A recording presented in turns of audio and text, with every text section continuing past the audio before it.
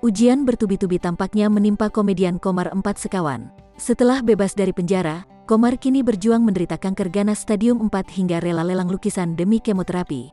Komedian Nurul Komar atau akrab disapa Komar kini telah bebas dari penjara setelah bebas atas kasus pemalsuan ijazah.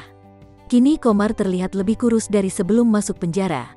Pria yang kini juga mengajar di Universitas Islam Asy-Syafi'iyah Jatiwaringin ini harus menghadapi kanker usus stadium 4C yang membuatnya harus dikemo.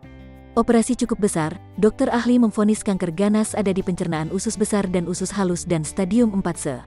Jadi pencernaannya diubah tidak di anus BAB-nya, pinggang sini, dibuatkan lubang stroma, kata Komar melansir YouTube MOP Channel pada Rabu, tanggal 29 September tahun 2021. Kini, kondisi Komar sudah membaik setelah menjalani perawatan di rumah sakit.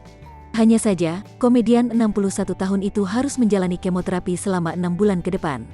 Alhamdulillah baik, sehat insya Allah saya dalam keadaan sehat, hati, jiwa, dan pikiran. Secara fisik masih dalam proses pemulihan hampir 2 bulan ini. Besok mulai kemoterapi selama 6 bulan ke depan, kata Komar. Sudah mulai normal makan dan minum, cuma tidak boleh mengkonsumsi yang pedas dan instan. Kalau ayam boleh, ayam kampung, tidak boleh ayam negeri. Normal sih, cuma memang bab sedang berubah sistemnya. Setelah 6 bulan baru normal lagi, tambahnya. Bro Renses, hari ini hari pertama Abah Komar di kemoterapi 2 minggu sekali atau dua kali dalam sebulan, berarti selama 6 bulan ke depan ya.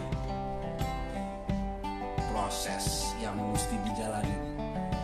Setiap orang adalah guru, setiap tempat adalah sekolah. Ini bagian dari school of life, sekolah kehidupan yang mesti dilalui.